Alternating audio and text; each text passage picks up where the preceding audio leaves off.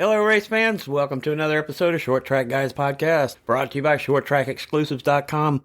I am your host, Thomas Faddis, alongside two other short track guys, and you know him well by now, Jim Pokrant, driver of the 07, Can'tQuitFishing.com, sportsman here locally at Five Flag Speedway, and Ted Baber of Ted Baber Video Productions, also locally here at Pensacola. What's up, guys?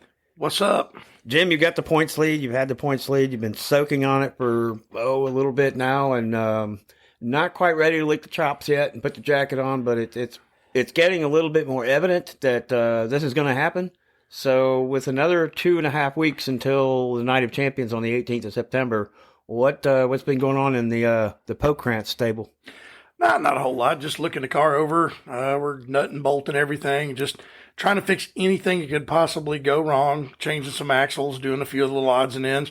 Just trying to bulletproof the car because we've got to finish 8th or better, and the average car count we've had is 7. So we got a shot. We just got to be careful. And I'm ready to go, man. I'm ready to get this over with. I hate that we canceled this last race because this race coming up is supposed to be this Friday night.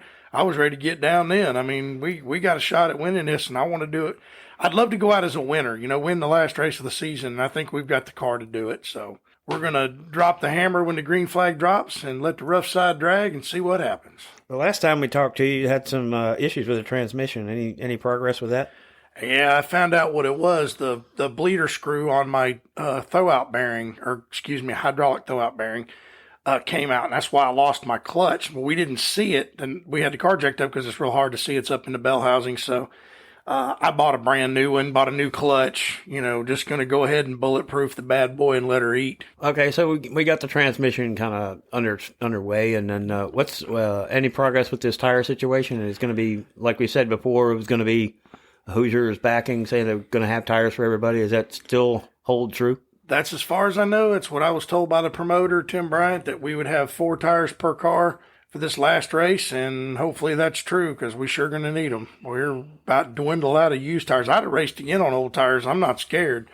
But, some people in our division and other divisions were kind of whining about it. So, let them have their day and we'll have ours. It's the setup of the car, too. I mean, it just depends on what the car is used to. If you're used to running on old tires, you can do it as well as anybody else. But if you're used to running on new tires and you don't have them, you get a little... Well, new tires, for Mr. Feelgoods, makes the car work better early on, but it hides a lot of stuff. See, people don't realize when you bolt on new tires, you can have an ill-handling car, and it's going to handle great for about 5 or 6 laps. Right. Because the tires are good, and once tires get hot and greasy, you go backwards. The best thing to do, and it's something I've watched Bubba Pollard do, and I do, is practice on old tires, get the car working. Then when you bolt new ones on, it's got more grip. It's a little faster. It might be a little tight, but once you get that right rear a little warm and the stagger starts changing, she'll fly. So I've learned my lesson with that. And like I said, for years in super stock, everybody knew when it was time for the Snowball Derby because I bought 4 tires and never bought them during the season. Mm-hmm. It was just because that's what I could do, what I could afford. And I ran everybody's takeoffs. And man, we'd finished 6th or 7th, 5th sometimes with them old tires. So I'm good at driving on old tires. I'm not scared of it. Right. It's 25 lap feature, right? I believe so. Yeah. It's going to be extra money from what I understand. And I don't know if we're qualifying or if they're just going to line us up by points. It's the championship race. They should line us up by points, which would put me on the pole. Stay away from the dice. Yeah, well, they'll probably do a dang dice roll. As long as I roll a 3 or 5, I don't care. As long as I can start near the front, I can get back up there. It's not that big of a deal. I mean, this last race, I had to ride behind the one car for 5 or 6 laps while he decided what he was going to do, and I finally cleared him, and I was a little faster than a 00, but, he was already gone. I would be getting away from me, too, if I had the chance.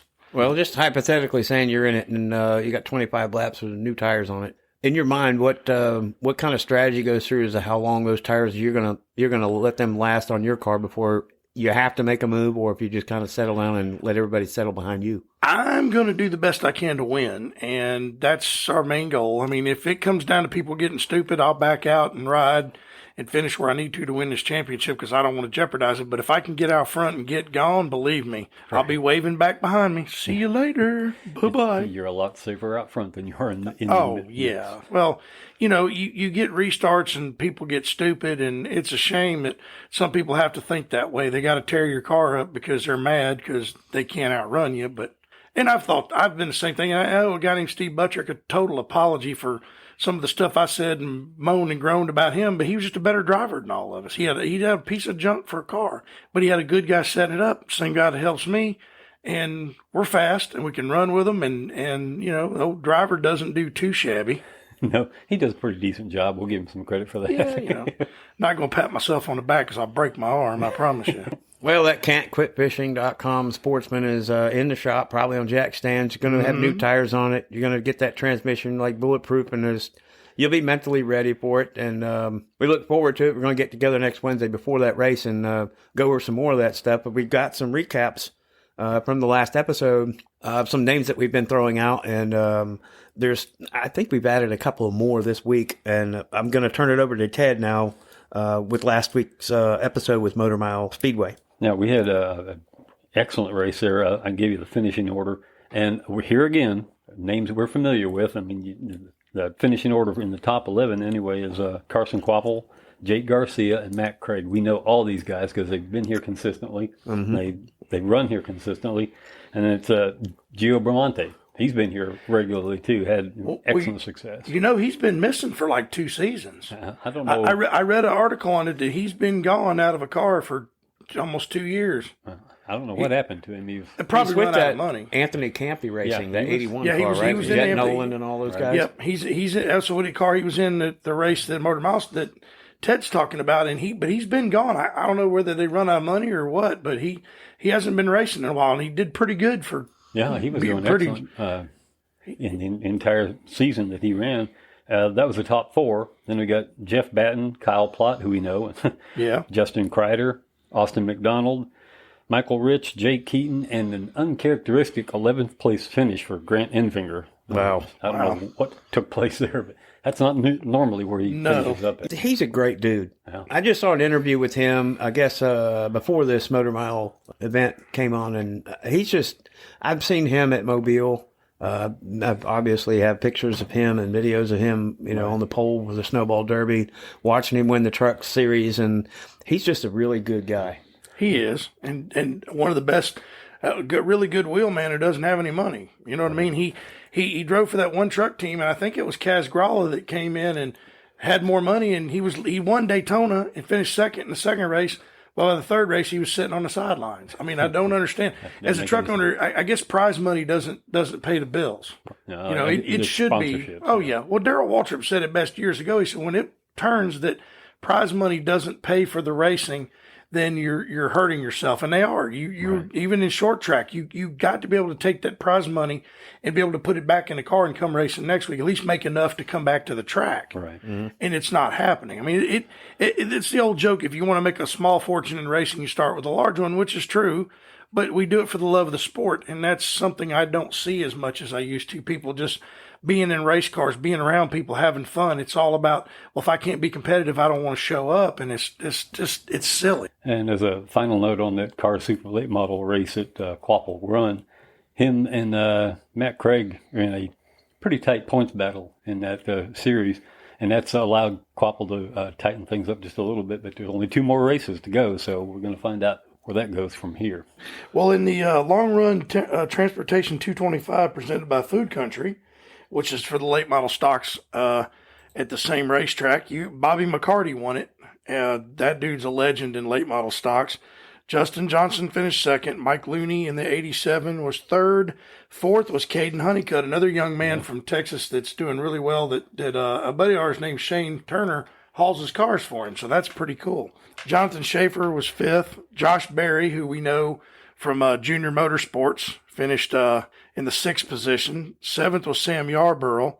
8th was Kyle Dudley. 9th was Connor Jones, which is another car out of the Junior Motorsports stables. And rounding out the top 10 was Daniel Sylvester.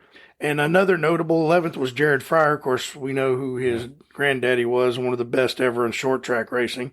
Seemed like a pretty good field of cars and some good racing. And late model stocks are different from late models. They're more finesse car to drive. So, congratulations to Bobby McCarty, because that dude is a legend in those cars. Yeah, I saw some highlights of those, the Motor Mile and both the races, really, and their format was pretty cool. And all those guys that we've talked about, we're going to see them and hear from them episode after episode because they just do, really, really neat stuff. And us being short track guys, that's what we talk about. And we're trying to cover everything that we can. So those were just two that went on this weekend. We had another one that I think we touched on last week up in Maine. Oh, yeah. Yeah, the Oxford 250, is it? That's what it. they call it up in Oxford Plains Speedway? Oxford, Maine. Yeah, they actually had the traditional slow start. They had 43 cars. They went through a format and didn't do it the old traditional way where they roll or pull a pill or something. I think they did for heat races, but they had 5 different heat races where they came out and they started the lineup based on that rather than having that top 30 locked in, from the Snowball Derby, and then you got last chance races and all that. They did have that, but it was all a draw for their heat races, and they all lined up from there. So there were 43 cars that started, and one of our heroes was in that race. Yeah, he started dead last. He was the last car to transfer from the did not qualifiers race. Good old Bubba Pollard. Drove all the way into the top 5, started 42nd or 43rd, drove all the way up to 5th and finished 10th. His major nemesis, Nassie, didn't even make the show. No, he didn't even make the race, dude. Can you imagine? I mean, Stephen Nassie's one of the best super late model drivers in the country. I'm starting to like the guy a little bit. I didn't at first, but I mean, he's coming along. But dude, to drive all that way and then have to go home with your tail between your legs, that's pretty crazy. That's got to hurt just a little bit. Oh man, can you imagine the sting from that? Having to ride all the way back down to South Florida with nothing in hand. Wow. Yeah, 43 cars on a very small racetrack is, it's like what they say at Bristol. You take 43 Matchbox cars and put them in the commode and flush it. That's pretty much what you got. Or like they're like what is that old saying? They're like fighter pilots in a gymnasium. Yeah, no, the same. Yeah, I can imagine. And they have 43 cars, and Cassius Clark ends up coming out with the win, and Curtis Gary, Derek Griffith, Joey Dorian, and Johnny Clark rounded out the top 5. I mean, another stellar field in Maine, and I know it's a trek. Just some of the notables: Eddie McDonald, we know, Bubba Pollard, obviously, we touched on him finishing 10th. What a stellar effort that was. Brandon Barker, Kyle D'Souza, Mike Rowe, Ben Rowe, Ryan Moore, Tim Brackett, and DJ Shaw, 41st and 42nd, respectively, and they were the front row. So that tells you 43 cars at a small track, what can happen in 250 laps.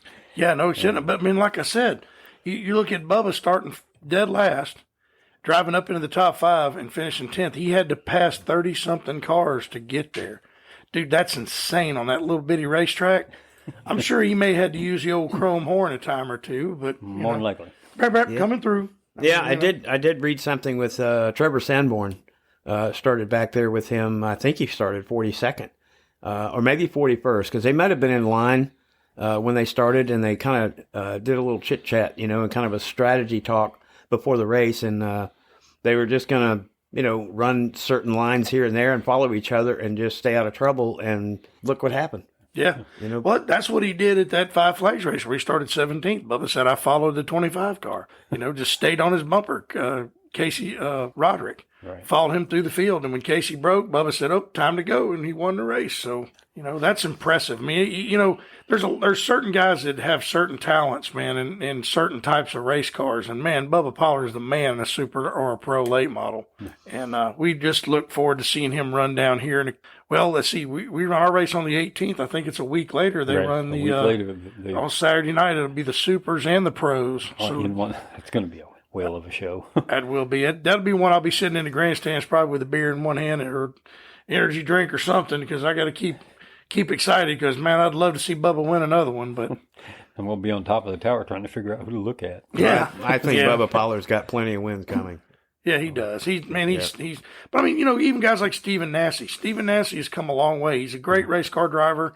I mean, his attitude sucked in the beginning, but he's actually starting to figure out that fans are where it's at. Right. And he's doing a great job. I mean, we got a lot of short track guys. I mean, guys like Chris Davidson and Guys like that just Last race year. short track. You know, they don't have the money to move up, but they're gonna continue to keep going fast and turning left. Connor O'Kresick, one of our local drivers. Yeah, and Jesse Dutilli. Jesse Jesse 417, Dutilli, yes, which right. I promise you guys we're going to get back to 417 because those guys are just as good as any of them in the country that we've covered. And, well, congratulations to Cassius Clark. I know Curtis Gary is not only a good race car driver and a former winner of the Oxford 250, but he could have taken care of business, but he didn't. And that shows a lot of respect. That shows a lot of class, coming home second. But Cassius Clark coming home with the win, his first Oxford 250, and that goes a long way. I know that whole team is proud. I mean, what more can you say with 43 of the stellar drivers that are in Maine? Right. Yep, and did it with number 13. Right, right. But Cassius Clark, he's one of the best, man. He's another one that he shows up, he's got a shot. He figures the car out, he'll be fast, and that's cool, man. Oxford 250 is just one of the greatest late model races in the country, and man, you put your name on that trophy, that's big. You're going to have that for the rest of your life. I won the Oxford 250. How many people can say that? You know what I mean? Well, the Oxford 250 going on till next year. I mean, we look forward to touching the rest of these guys, in their upcoming future with their races. I want to touch a little bit and go a little sidetrack here. We had a race this past weekend with an auto and injury Pro Truck 50 feature at Auburndale Speedway in Winter Haven, Florida, and it's a name that's familiar. Becca Monopoly in the Pro Truck down there at Auburndale took care of business and took home the 50-lap feature. Ah, that's cool, man. She's a pretty good little. I mean, there's a lot of females in racing now. She's one of them that's coming up and has got a future if she sticks with it. Is that wheel person? Wheel person. Oh, I'm sorry. Yeah, you got to be politically correct now. You can't say wheel man. Checking. Excuse me, wheel female. Yeah, Becca Monopoly, Jimmy Frazier, Devin Kyle, Morgan Gwynn, and Jeffrey White ended up top 5 in that 50-lap Pro Truck. And the Pro Trucks are really good series throughout. Not just around in our area, but down in South Florida and all across the country. In Texas, I think they've got a really good truck series down there, too. Well, maybe we can get her to come up here for the snowball and run the truck series up here. We got a big truck race on Friday night. Ought to be a good one. That'll be fun to be around. Oh, yeah. We got Brooke Storrs. She does really good, too, man. She's somebody else that you got to look at, and JoJo Wilkerson and all these, Haley Deegan. I mean, all these females that are up and coming, they're good. I mean, Haley Deegan ain't afraid of putting a bumper to you and knocking you out of the way if she has to. So she's going to be making it interesting when she gets to the top. Well, she's in the trucks and she's doing pretty good. So, we need some female drivers, and I agree with that. I think that they'll be pretty good, and I think that girl down in South Florida will do pretty good with a cool name like Monopoly. I mean, come on, man. Yeah, exactly. Yeah, Boardwalk Park Place. Yeah, that's right. The media guys are going to have fun with that one. Don't pass go. Don't collect $200. Yep. She monopolized the race. Yeah, I'll put the Monopoly bumper to you. Yep. Well, congratulations, Beck, on your win. Much success coming your way. I'm sure we're going to keep up with you guys, and just all the best from here on out. That's a good track down there. They've got some good racing. That's something I'd like to do, is travel down that way during speed weeks in Daytona and start, like at Southern Raceway when the Winter Nationals happens, and just work your way down those racetracks till you get to Daytona, go to the 500, take a week and just enjoy. I mean, watching World of Outlaws, the big block modifieds. I mean, just to be able to go down there and see all that, it'd be awesome. As a short track guy, I want to watch some short track racing. Well, we've got one more after a long, semi-long, I guess, for a race car driver. A couple of months, maybe a month and a half, be a long break. A bunch of side-by-side racing at Dillard Motor Speedway, which in Dillon, South Carolina, in the Smart Modified 99. The Smart Modified Tour Series, Bobby Labonte, the 2000 NASCAR Cup Series champion, took the pole on a redraw. They started third, and after 6 races in that Smart Modified Tour, there have been 6 different winners, and he's the one that took home the win on Saturday night. That's equity. Yeah. Yeah. Bobby Labonte, how about that? Well, you know what's cool about that is how many old Cup drivers are racing short track right now. Yeah. There's not very many of them. I don't know why. Well, I mean, I guess you've raced all your life and you finally get a chance to retire, and most of them are married and their wife goes, enough. We spent the last 20 years on the road every summer. I want to stay home or I want to travel to Europe or whatever. But Bobby's like, I'm going to go race modifieds. I'm going to go race this. I'm going to go race that. He's driven some late model races too. I mean, the dude, he's young for his age. I can tell you that, because there's a lot of young kids in that Smart Modified series, and he's putting a whoop on them. Yeah, I watched some of the highlights there and too, and Bobby was up front a little bit and kind of fell back and got tucked behind some people and really had to, I guess, pull some of the experience out of his head and figure out, how these, because I don't think he's been in a modified that much, but I did see in an interview that he was really having fun and enjoying it. Oh, yeah. He had to work his way back up through the field and ended up winning by quite a decent margin. Yeah, he said that he started at Bowman Gray. Somebody offered him a ride in a modified, and he said, man, when he got to that thing, he was grinning ear to ear and said, this is fun. Yeah. And he got that ride in that Smart series, man, and good gravy, man. It's just super cool to see Bobby Labonte back in victory lane. Oh, yeah. Bowman Gray will get you hooked. There's no doubt about it. Oh, Madhouse? Oh, my goodness. I remember when they had the TV show and they canceled it because there was too many fights. I'm like, what do you mean too many fights? Let's watch. Those guys are nuts, dude. That was some cool stuff, man. Bobby Labonte gets the checkers with Brandon Ward, Danny Bone, and John Smith and Jeremy Gershner win the top 5. And, man, with 17 cars, those 15-inch tires, and I love the modifieds for sure. I know I've mentioned that before, but the modifieds and the pro trucks, they're two of my favorite classes. The modifieds here with those little tiny tires and all that horsepower, they are a handful. Oh, yeah, but you just have to learn what throttle response is and learn how to use your right foot with an egg underneath it to save those tires. But what gets me is when I was a kid, I used to follow guys like Jeff Bodine and Richie Evans and Charlie Jazombek and Jerry Cook and these guys that ran up north. I used to read all the stock car magazines about them, and those guys are legends, dude. I mean, the 61 Richie Evans, he was killed and still won them. He had enough of a points lead when he died at Martinsville to win the modified championship that year. And his wife had taken, he's recently been inducted in the NASCAR Hall of Fame. And I mean, there's a picture of him on the wall at Martinsville with the air cleaner knocked off the motor, and he's gassed it up and driving down the wall and won the race because him and Bodine got together. I mean, it's just, there's so much history in modifieds, man. I love modifieds too, man. Dirt, asphalt, or otherwise, man. They always, no matter where they go, they put on a show. Yeah, they do. And it's worth the price of admission. You go to an IMCA dirt race or a modifieds of mayhem race, or a NASCAR race, or a Fast Series modified race, go see them. Those guys get it on. Yeah, powerful cars. Oh, yeah. They're just really, really powerful. Got the horsepower, got the grip, and they got the field. Just about everywhere you look, they've got. I mean, Ryan Newman runs that place up in New Hampshire. Yep. They go to New Hampshire, and I think he runs Bristol. He's been on the pole several times. Right. No, he's wheelman. I tell you one thing about those cars too. They got one heck of a Nerf bar in the front because they use that chrome horn. There used to be a guy, God rest his soul, named Teddy Christopher that used to run those. Oh yes. And he said he had a three bump rule. First one means I'm here. Second one means finds a lane, and the third one, well, he said you didn't want to find out about the third one. Yeah, I got to go. Yeah, I mean, that means you're going somewhere. I don't care where you go, but I'm going to use that chrome horn and get you out of the way. He was here for the Snowball Derby one year. It was one year that Red Farmer got in one of Mike Harmon's cars, and because Red ran about 25 laps, first caution, Red gets out, and where we were parked was right next to Red Farmer's van. Ted Christopher got in the car and he finished it off about another 50 laps. That car was garbage. He tore it all to pieces.